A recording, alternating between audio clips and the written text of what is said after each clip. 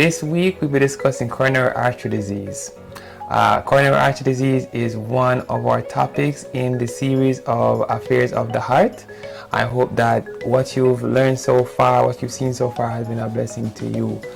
Coronary artery disease is the most common type of heart disease, and heart disease is the most common cause of death worldwide.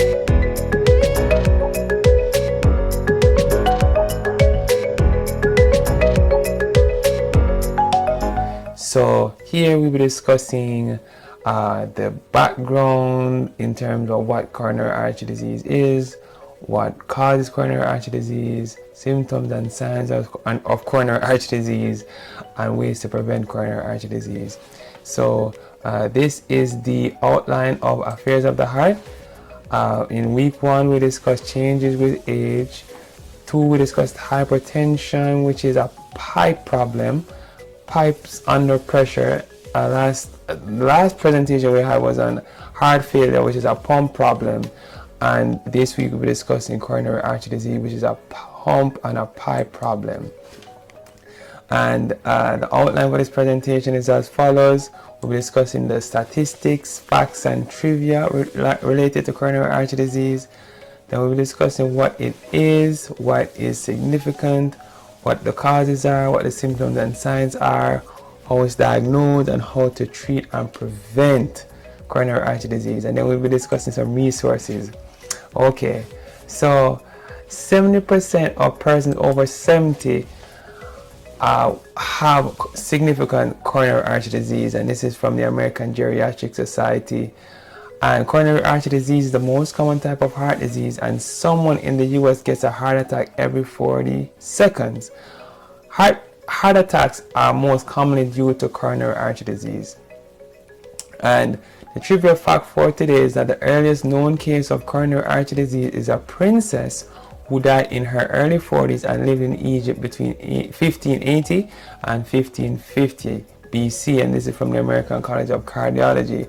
And do you know that the coronary arteries form a crown around the heart, hence the name coronary arteries? So just a little fact there. Alright, so what is coronary artery disease? So coronary artery disease is the buildup of plaque in the heart arteries that could lead to a heart attack. It can be acute or chronic. So a coronary artery artery is an artery that travels from the aorta, which is the main blood vessel that leaves the heart to supply the body. Small arteries leave the aorta and feed the heart muscle with oxygen. The thing about these arteries is that these arteries are small, so they become blocked easily. So when they become blocked, we refer to the blockage of the coronary arteries as coronary artery disease, and it can be acute or chronic. So essentially the pump, which is the heart, becomes damaged because the pipes that supply its energy get blocked up. So sometimes the pipe, which is the coronary artery, will get blocked all of a sudden. Like if there's a blood clot that develops out of the blue in one of the coronary arteries, that can actually cause a heart attack.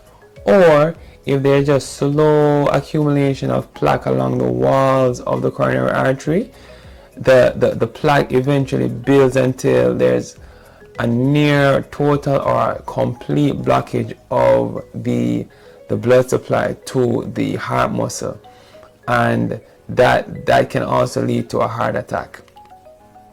So what makes coronary heart disease so significant? Coronary artery disease is significant because 1, they can lead to heart attacks. 2, progressive coronary artery disease can lead to heart failure also. And 3, when there's blockage in the coronary arteries, there tends to also be blockages in the blood vessels that supply the kidneys, the brain, the legs, and the penis.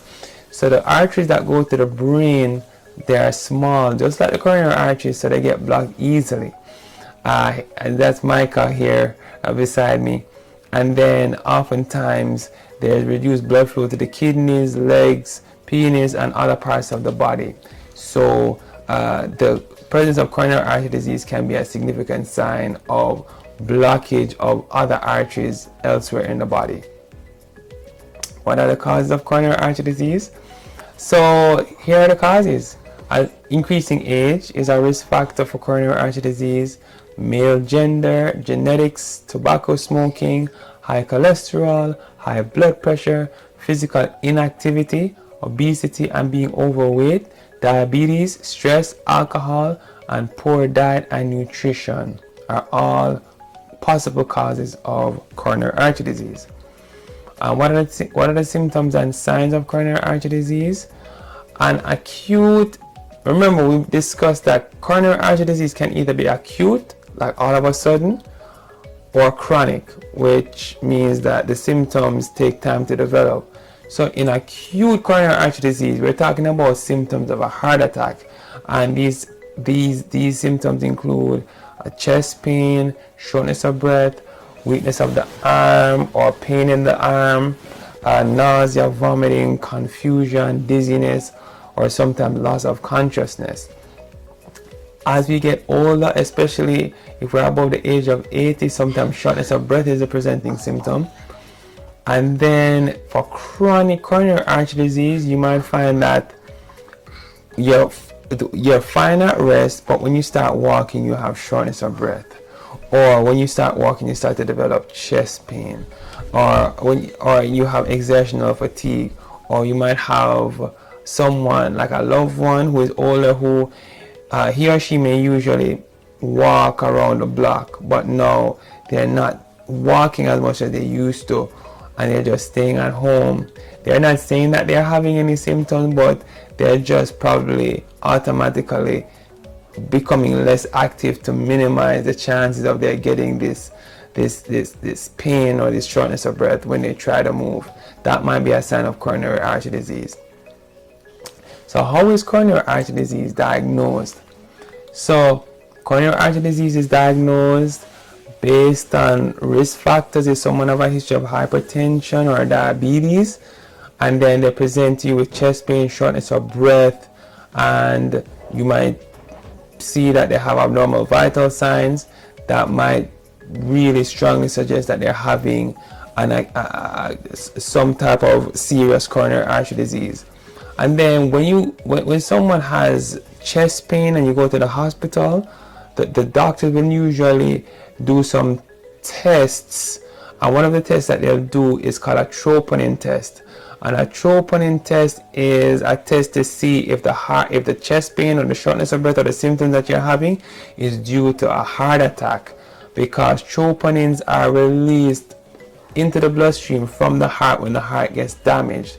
So you might see that you might have to stay in the emergency room over a few hours for the doctors to see if the troponins will continue to increase in the bloodstream.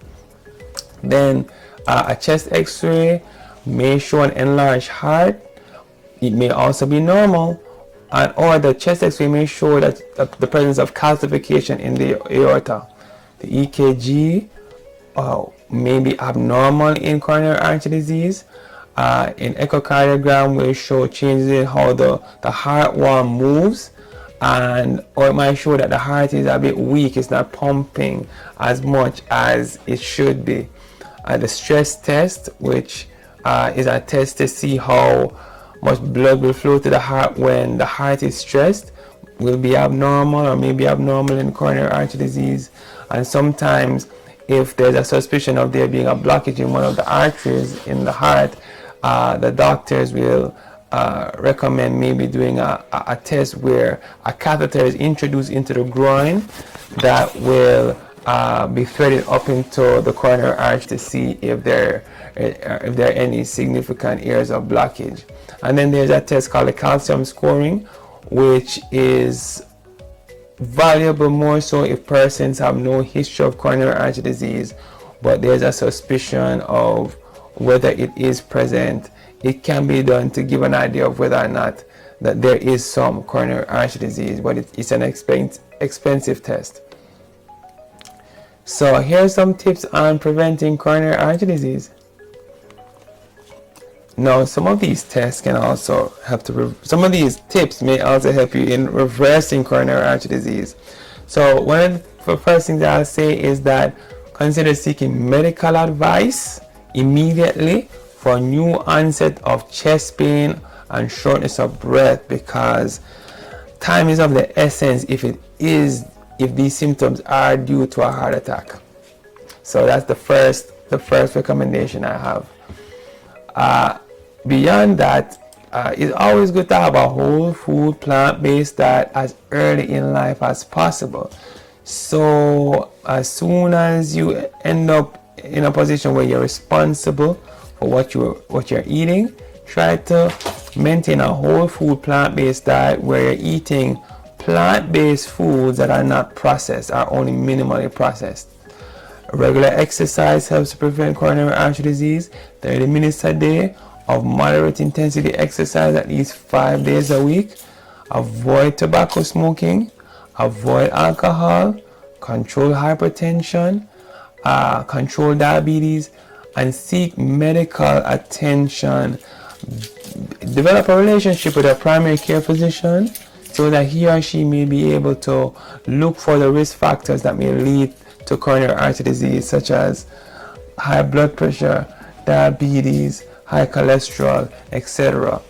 Follow with your primary care physician frequently, or there may be time when you need to see a cardiologist, and if you do, follow up with a cardiologist frequently. Take meds as prescribed and inform your doctor of any medical issues. So forgive me, that should have been a 9. Those are the main tips when it comes to coronary artery disease. For more information, tune into GeriTips, of course, but also visit these following websites: healthinaging.org, the CDC, the American Heart Association, and the National Institute of Health and its National Institute of Aging. So thank you for your time, guys, and I will see you next week. Take care. Bye-bye.